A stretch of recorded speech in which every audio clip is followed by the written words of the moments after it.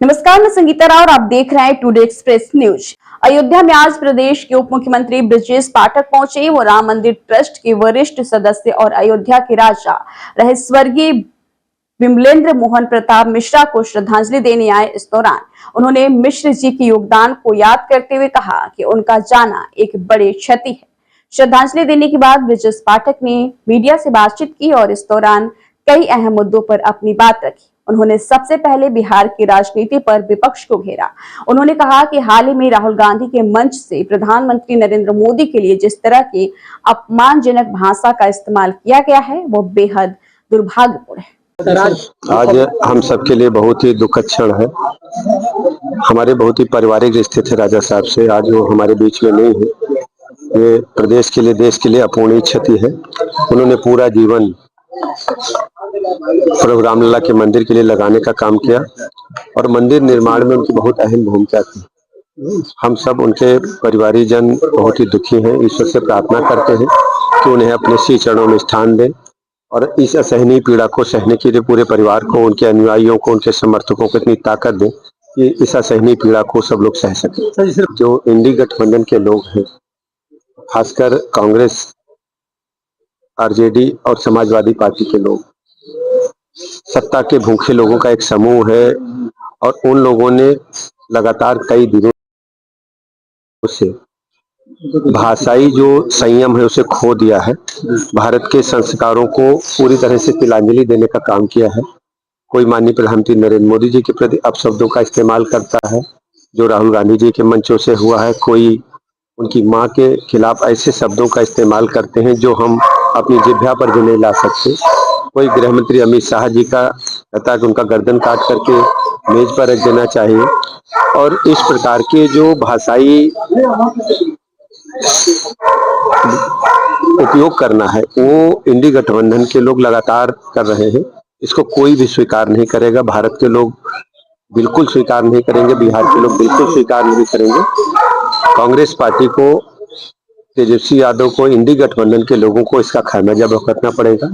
देश के लोग भारतीय जनता पार्टी के साथ हैं, एनडीए के साथ हैं, मोदी जी के साथ हैं। जानते हैं कि ये सब फ्रस्ट्रेशन में है, केवल सत्ता की भूख है।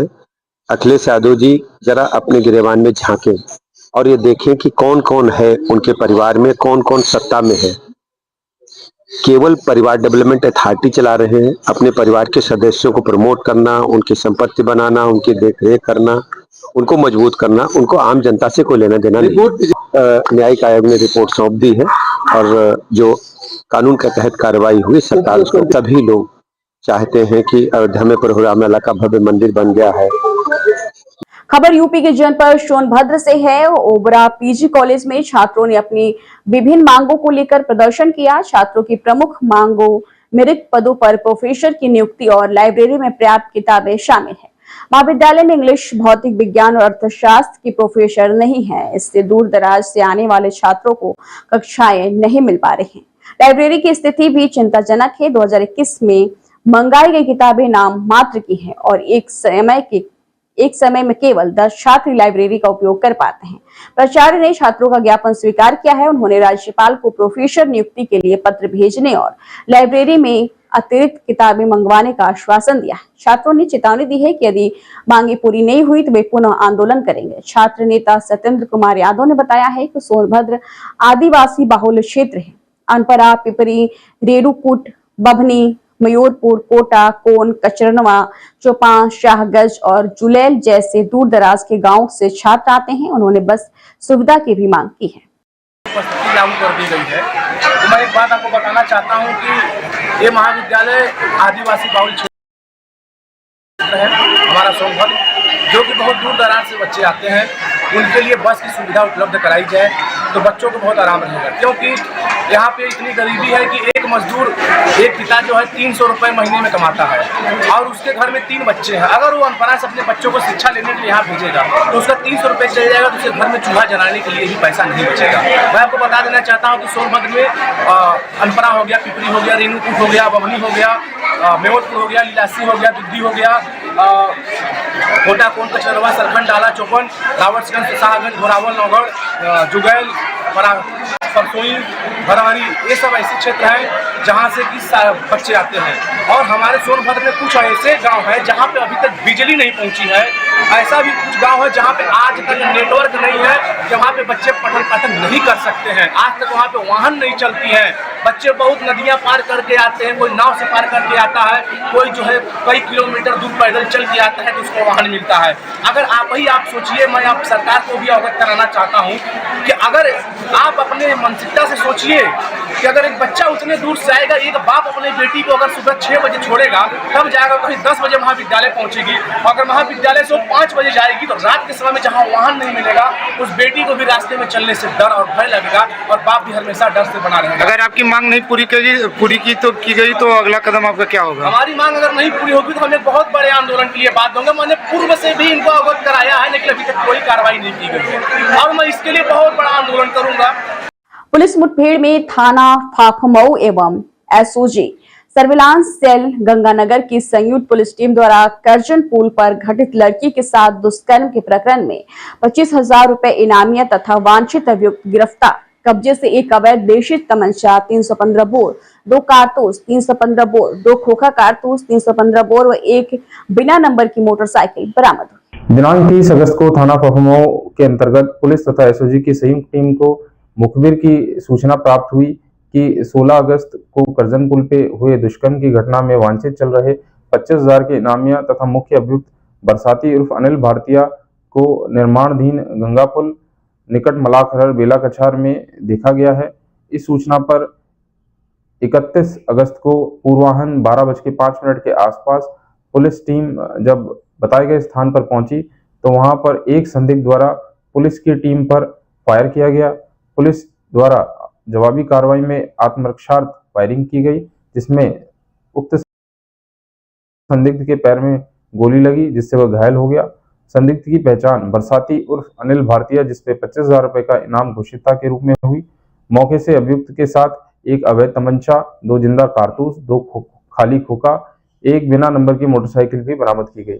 पूछताछ में अभियुक्त द्वारा बताया गया कि 16 अगस्त को करजन पुल पर हुई दुष्कर्म की घटना उसके द्वारा कारित की गई थी, जिसमें उसके साथ एक अन्य साथी टीटू उर्फ अनिल भारतीय निवासी भैमलपुर भी साथ था, जिसके द्वारा भी उक्त घटना कारित की गई थी तथा बाद में इनके द्वारा फोन करके अपने साथी, जिसमें एक बालपचारी तथा एक हिमांशु को उन्होंने बुलाया था, जो भी इस घटना में शामिल थे।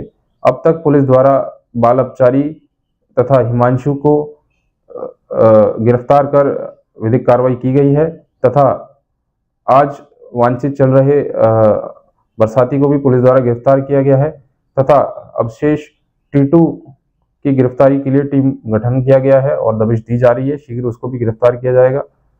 घायल अभियुक्त को इलाज हेतु अस्पताल भेजा गया है तथा उक्त घटना में अभियोग पंजीकृत कर विधिक कार्रवाई की जा रही है। मौके पर शांति। अवैध शराब तस्करी का चंदौली पुलिस ने किया सफल अनावरण। बता दें कि सैदराजा पुलिस व आरबीएफ की संयुक्त टीम ने की कार्रवाई। 1140 लीटर अवैध शराब की खेप के साथ एक तस्कर गिरफ्तार। बरामद शराब की अनुमानित कीमत 8 लाख रुपए बताई जा रही। बिहार ले जा रही थी अवैध शराब की खेप। आबकारी अधिनियम के तहत बिहार निवासी के तहत कार्यवाही। सैदराज थाना क्षेत्र के रेलवे स्टेशन से संयुक्त टीम को मिली पुलिस को सफलता। देखिए, आज तड़के 4 बजे के करीब सूचना प्राप्त हुई कि दिल्ली हावड़ा रेलवे लाइन जो है, जो बिहार बॉर्डर के पास नौबतपुर स्टेशन, नौबतपुर जगह है, जो वहाँ पे शराब की बड़ी खेप बिहार जाने के लिए, तस्करी किए जाने के लिए ले जाई जा रही है। इसमें रेलवे प्रोटेक्शन फोर्स और सैयद राजा पुलिस के संयुक्त कार्रवाई में इस अवैध तस्करी किए जा रहे पूरे माल को बरामद किया गया, जिसमें कुल 121 पेटी शराब की बरामदगी हुई, जिसमें देशी शराब, अंग्रेजी शराब और बियर की मात्रा शामिल है। इसको अगर हम लीटर में ले तो ये 1140 लीटर टोटल शराब की मात्रा होती है और इसका बाजार मूल्य करीब 8 लाख रुपए है। इसमें यह भी दृष्टिगत है कि बिहार में होने वाले आगामी विधानसभा चुनाव के दृष्टिगत इस तरह की कार्रवाई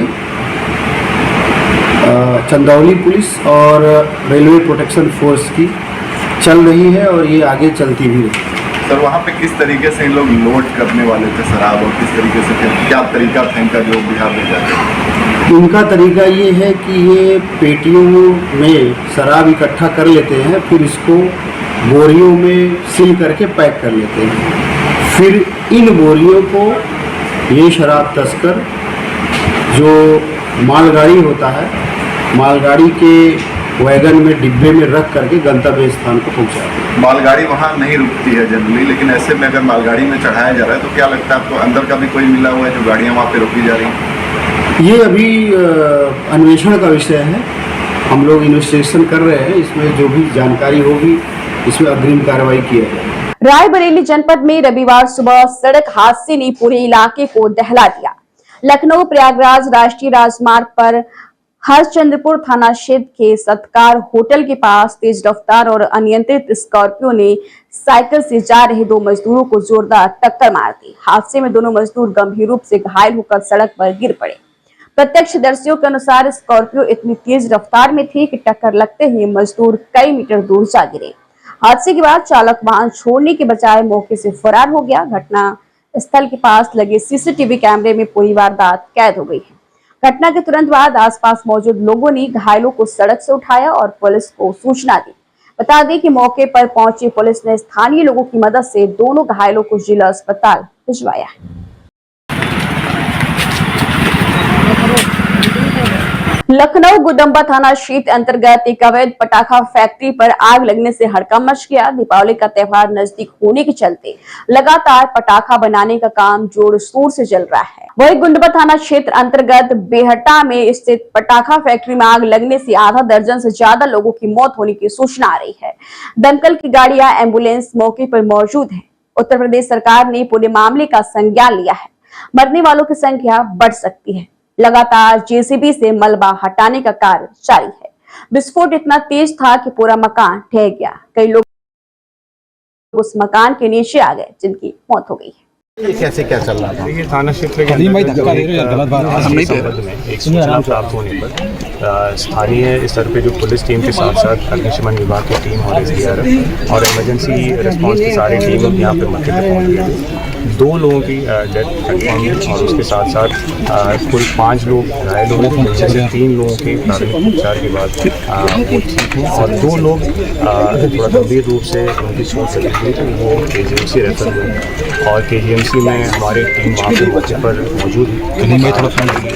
उनके सबसे अच्छा उपचार जो घायलों के अधिक से अधिक बेहतर उपचार सुनिश्चित करने के लिए KGMC में हमारी टीम जो मौके पर अभी फायर सर्विस के और पुलिस के सारी टीम यहाँ पे मौजूद है। पुलिस की टीम के साथ साथ जो ब्लास्ट के कारणों पर जांच भी कर रहे हैं। विभिन्न प्रकार की मौके पर टीम यहाँ पे मौजूद है और जैसे उसके संबंध में अधिक विवरण प्राप्त हुआ अभी तक जानकारी क्या आई है यहाँ पर, क्या पटाखा फैक्ट्री जैसे मैंने आपको कहा था कि जो ब्लास्ट के उपरांत जो सबसे पहले जो टीम यहाँ पे सबसे पहले घायल हैं उनको हॉस्पिटल्स में और उपचार यहाँ पे मौके पर हमारे फायर सर्विस की टीम और पुलिस की टीम और विभिन्न सिक्योरिटी रिलेटेड जो ब्रांचेस हैं वहाँ की टीम यहाँ पर मौके पर मौजूद है।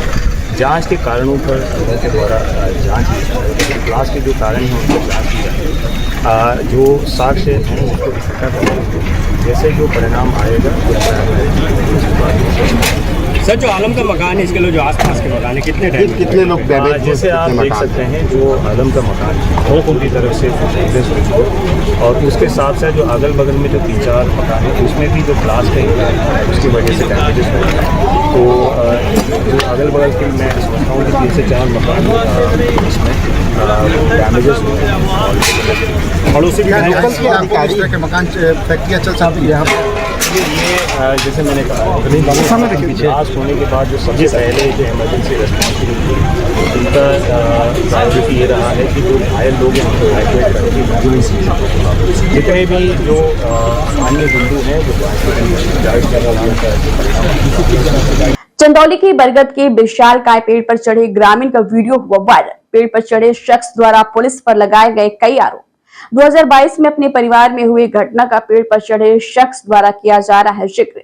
खाद नहीं मिलने से नाराज होकर पेड़ पर चढ़ने के बाद भी सोशल मीडिया में की जा रही है वायरल। जबकि पेड़ पर चढ़े 45 वर्षीय मनोहर की वायरल वीडियो में नहीं है कहीं खाद न मिलने की बात। हालांकि सूचना पर मौके पर पहुंची पुलिस ने 2 घंटे के प्रयास के बाद समझा बुझाकर पेड़ से चढ़े मनोहर को नीचे उतारा। नौगढ़ थाना क्षेत्र में भरदुआ गांव का बताया जा रहा है मामला। प्रदेश में अब सोलर पैनल लगवाना पूरी तरह से फ्री होगा। अब आवेदन शुल्क और पंजीयन शुल्क नहीं देना होगा। ऐसे में उपभोक्ताओं का सीधे तौर पर 1250 रुपए बचेगा। प्रदेश में सोलर पैनल लगवाने वाले उपभोक्ताओं को कई तरह की छूट मिलेगी। उन्हें अब आवेदन शुल्क और पंजीयन शुल्क नहीं देना होगा। ऐसे में उपभोक्ताओं का सीधे तौर पर 1250 रुपए बचेंगे। इसी तरह मीटर जांच के लिए दिए जाने वाला 400 रुपए भी माफ कर दिया गया है। ऐसे में जो उपभोक्ता खुद से मीटर लगवाते हैं उन्हें 1650 रुपए का फायदा होगा। फिलहाल आज की खबरों में इतना ही। जल्दी हाजिर होंगे कुछ और बड़ी खबरों के साथ। तब तक के लिए दीजिए इजाजत।